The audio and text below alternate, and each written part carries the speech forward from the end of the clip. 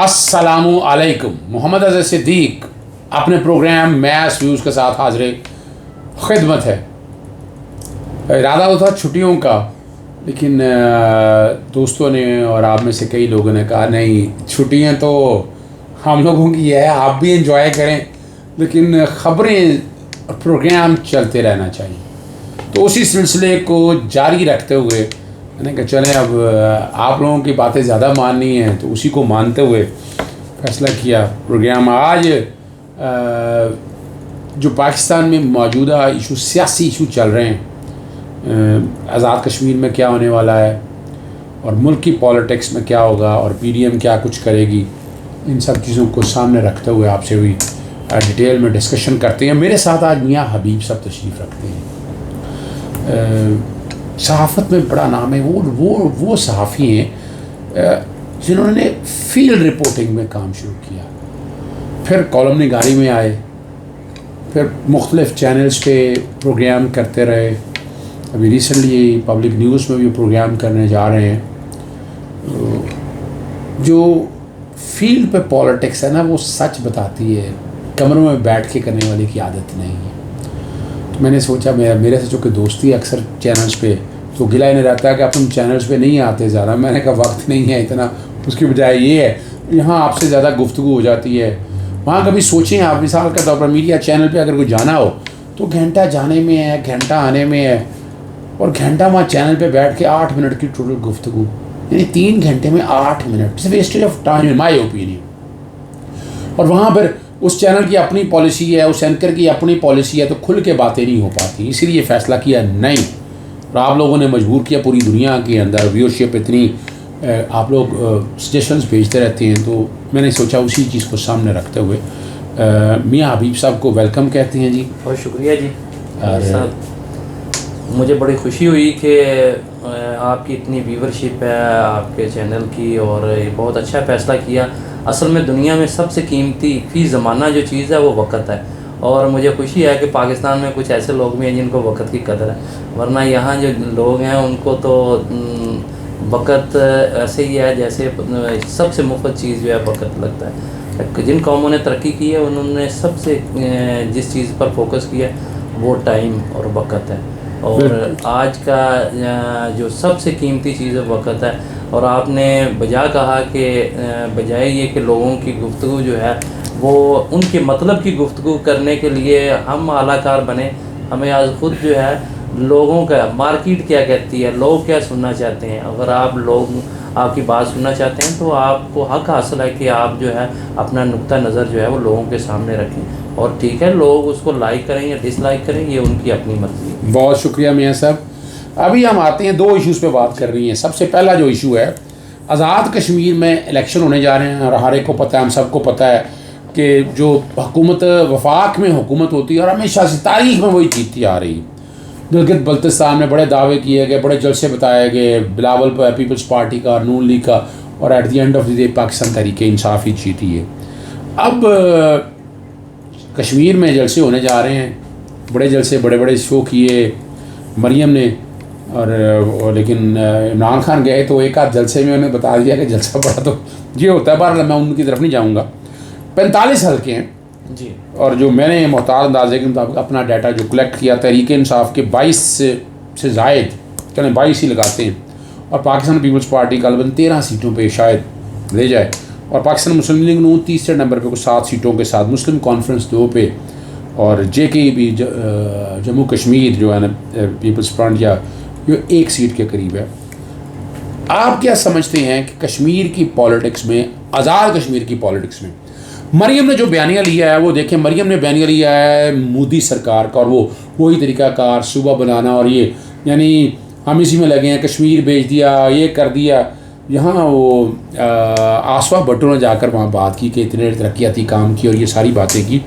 آپ کیا سمجھتے ہیں یہ جو مریم جو پالیٹکس کرنے جا رہی ہے، یہ کوئی کشمیر کے پالیٹکس میں یہ کوئی بیانیہ چل جائے؟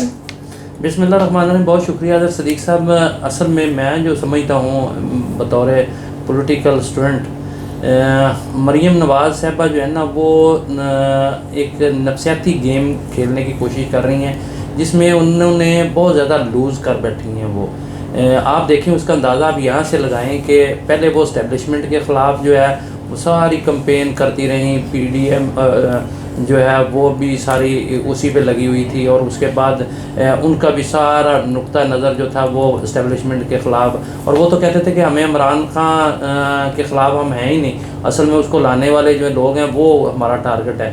تو اب وہاں کشمیر میں جا کے جو ہے نا انہوں نے وہاں لوگوں کا رد عمل دیکھا، چونکہ وہاں فوج نے بہت قربانیاں دی ہیں، تو جب وہاں کے لوگوں نے ان کو منہ توڑ جواب دیا تو پھر وہ وہاں سے واپس ان کو جو ہے ٹرن لینا پڑا، تو انہوں نے یو ٹرن لے کر اب کوشش کی کہ ہم جو ہے کشمیریوں کو کسی اور طریقے سے جو ہے وہ ان کے جذبات کیش کروانے کی کوشش کریں، لیکن لوگ ظاہر ہے سمجھتے ہیں ان ساری چیزوں کو۔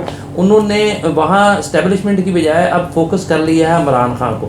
اچھا، چونکہ آج کا دور جو ہے وہ اس میں چیزیں چھپی نہیں رہتی، آپ ان کو زیادہ تر دیر تک بیوقوف نہیں بنا سکتے۔ عمران خان کی حکومت نے جو ہے وہ کشمیر پر ایک مضبوط سٹینڈ لے کر کشمیریوں کی ترجمانی کی ہے، اور صرف یہ اس طرف کے کشمیری ان سے خوش نہیں ہیں، مقبوضہ کشمیر کے لوگوں کی طرف سے بھی جو آپ سوشل میڈیا پہ دیکھ لیں، ویسے جو اطلاعات ہمیں ملتی ہیں، وہ وہاں کے لوگ جو ہیں وہ سمجھتے ہیں کہ پہلی دفعہ کوئی حکومت تھی جنہوں نے مضبوط سٹینڈ لیا اور ہماری صحیح ترجمانی کی، ہمارا صحیح معنوں میں کیس لڑا، اور لوگ جو ہیں وہ اس کا رزلٹ دیں گے انہیں، اس کا کشمیری جو ہیں وہ بڑے محب وطن اور وفادار لوگ ہیں، وہ عمران خان کو اس کا صلہ ضرور دیں گے جو انہوں نے کشمیر کا کیس لڑا۔ اور دوسری طرف میں سمجھتا ہوں کہ یہ بار بار مریم نواز یا کسی بھی اپوزیشن لیڈر کی طرف سے یہ کہنا کہ یہ حکومت جو ہے مقبوضہ کشمیر کا کیس ہار چکی ہے، یہ مسئلہ کشمیر کو سیبوٹاج کرنے والی بات ہے، یہ لوگوں کی سمجھ میں نہیں آتی، یہ آپ کی پیٹھ میں چھرا گھونپنے والی بات ہے کہ آپ آج خود کہہ رہے ہیں کہ ہم کیس ہار چکے ہیں۔ ہمیشہ دنیا میں نفسیاتی جنگ ہوتی ہے کہ سائیکی بھی ہوتی ہے کہ آپ اس سے حوصلے بڑھتے ہیں، جذبات جو ہیں وہ بڑھتے ہیں۔ اس وقت کشمیر کی موومنٹ جو ہے وہ اس کو ایسے جذبات کی ضرورت ہے کہ نہیں، آپ ہارے نہیں ہیں، آپ کے پیچھے پاکستان کی گورنمنٹ کھڑی ہے، آپ کے پیچھے انسانی حقوق کے لیے کام کرنے والی دنیا بھر کی تنظیمیں کھڑی ہیں، تو ان کو ایک حوصلہ اور جذبہ دینا چاہیے۔ ہم جا کے انہیں وہاں ڈیگریڈ کر رہے ہیں۔ اور دوسرا مجھے ایک اور گلہ بھی ہے پاکستان کی ساری سیاسی جماعتوں سے، ہم نے کشمیر میں جا کر وہاں ہم نے پاکستان کی سیاست کو گھسیٹ کر لے گئے ہیں، ہم وہاں تلخیاں پیدا کر رہے ہیں جو حادثات کا باعث بن سکتی ہیں۔ ہم نے وہاں کشمیریوں کی بات نہیں کی، ہمارا ایجنڈا ہونا چاہیے تھا کہ ہم کشمیر میں جا کے کشمیریوں کی بات کرتے، کشمیر کے ایجنڈے پر آزاد کشمیر کا الیکشن لڑا جاتا، وہاں ہم عالمی طاقتوں کو باور کرواتے کہ جی اس طرف یہ ہو رہا ہے، اس طرف دیکھیں کتنی آزادی ہے، تو یہ یہاں کے الیکشن دیکھنے اور کشمیر کے الیکشن، مقبوضہ کشمیر کے الیکشن کا موازنہ کرتے، ہم وہاں ہونے والے ظلم و ستم کا لوگوں کو بتاتے، اعادہ کرتے، تو یہ تو تھی کشمیر کی سیاست۔ اب آپ جو ہے وہ کشمیر میں جا کر رونا رو رہے ہیں کہ عمران خان نے کیا کیا، کشمیر میں جا کے آپ رونا رو رہے ہیں کہ یہ کیس ہار گئے ہیں، کشمیر میں جا کر آپ رونا رو رہے ہیں کہ نواز شریف کے ساتھ یہ ہو گیا، نواز شریف آپ کا کیس لڑے گا، تو یہ ساری چیزیں جو ہے نا میرا خیال ہے کہ یہ بلا وجہ اور غیر ضروری تھی، ان کی طرف نہیں جانا چاہیے تھا۔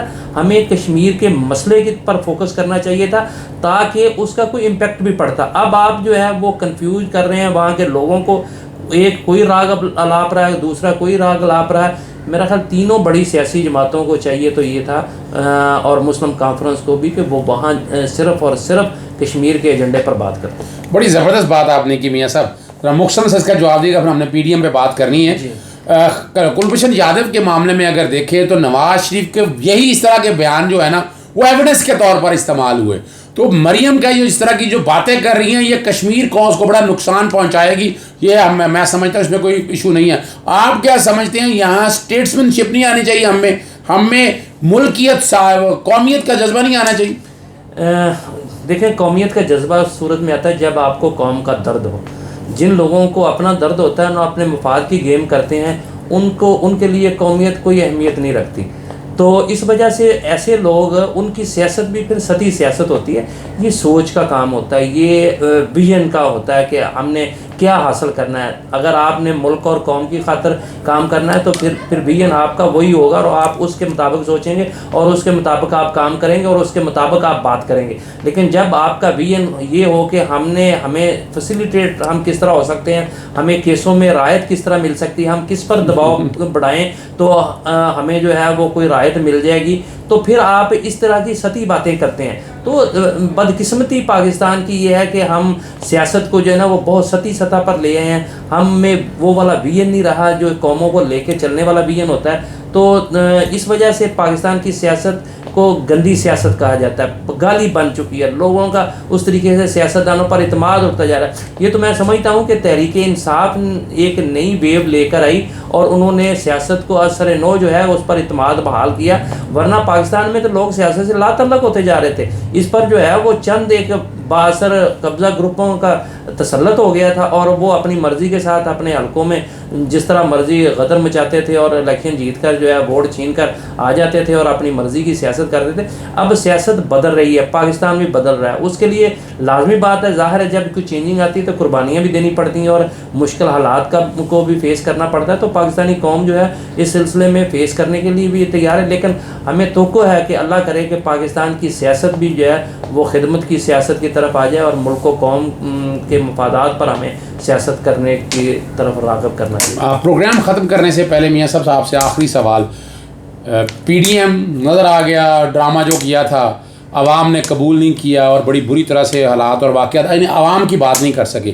مستقبل کیا دیکھ رہے ہیں پی ڈی ایم؟ دیکھیں اب تو جو ہے وہ اگلے الیکشن کی تیاریاں ہو رہی ہیں. پی ڈی ایم جو ہے وہ ٹوٹ چکی ہے اور دونوں بڑی سیاسی جماعتیں جو تھیں اس میں مسلم لیگ نون اور پیپلز پارٹی وہ اپنی راہیں الگ الگ کر چکی ہیں. پیپلز پارٹی جو ہے وہ الیکشن کی طرف جو ہے وہ انہوں نے ابھی سے تیاریاں شروع کر دی ہیں اور وہ قابل قبول بننے کی کوشش میں سر فہرست ہیں. اور مریم نواز صاحبہ جو ہیں وہ اور میاں شہباز شریف جو ہے ان میں ابھی تک جو ہے وہ کوئی ڈائریکشن جو ہے وہ سامنے نہیں آئی ان کی کہ وہ کیا چاہتے ہیں. لیکن وہ بھی دونوں اپنے طرح سے جو ہے وہ کوشش میں ہیں کہ ہمیں بھی کوئی قابل قبول راہ جو ہے وہ نظر آ جائے. لیکن قبولیت کا وقت میرا خیال گزر چکا ہے ان کے لیے اور اب وہ ایسے ٹامک ٹوئیاں مار رہے ہیں. بھی یہ آج میری پیشین گوئی ہے اور انشاءاللہ یہ جب 2023 کے الیکشن ہوں گے اس وقت میں آپ کو بتاؤں گا کہ میری پیشین گوئی کیا تھی.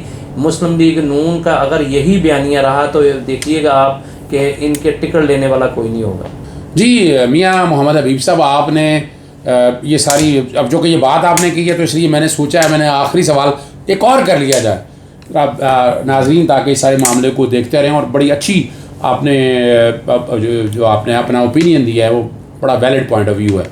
بلاول بھٹو انٹرنیشنل اسٹیبلشمنٹ سے یا امریکہ سے حالات بہتر کرنے کے لیے ان کو غالباً چن لیا گیا ہے یا چنا گیا ہے یا وہ حالات بنانے کی کوشش کر رہے ہیں.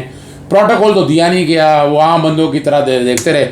آپ بلاول بھٹو کا امریکہ یاترا کو کس نظر سے دیکھتے ہیں؟ اظہر صدیق صاحب بہت زبردست, چونکہ اس کا تعلق براہ راست پاکستان کی سیاست سے ہے اور امریکہ جانا بلاول کا یہ بہت ہی اہم ہے. دیکھیں پاکستان کی سیاست میں امریکہ کا بڑا اہم کردار رہا ہے اور ایک وقت تو جو تھا کہ پاکستان میں جتنی بھی حکومتیں آتی تھیں وہ امریکہ کی اشیر بات کے ساتھ ہی آتی تھیں. لیکن آج کے حالات جو ہے وہ تبدیل ہو چکے ہیں. جن لوگوں نے امپلیمنٹ کروانا تھا وہ امریکہ کی دسترس سے باہر ہو چکے ہیں, لہذا آج کی صورتحال کوئی مختلف ہے. لیکن چونکہ عالمی سیاست میں پاکستان جو ہے وہ اس کا ایک بہت اہم کردار اور خاص کر کے اس خطے کی سیاست میں جو ہے وہ پاکستان کے بغیر جو وہ تنکا بھی ادھر ادھر نہیں ہو سکتا. تو لہٰذا اب امریکہ جو ہے وہ کسی اور طریقے سے جو ہے وہ پاکستان میں اپنا اثر و رسوخ بڑھانا چاہتا ہے. ان کی کوشش یہ ہے کہ ہم آئندہ جو گورنمنٹ بنے وہ ان کی پروردہ گورنمنٹ ہو اور وہ جس طریقے سے چاہیں اس طریقے سے وہ ان سے کام کروا سکیں اور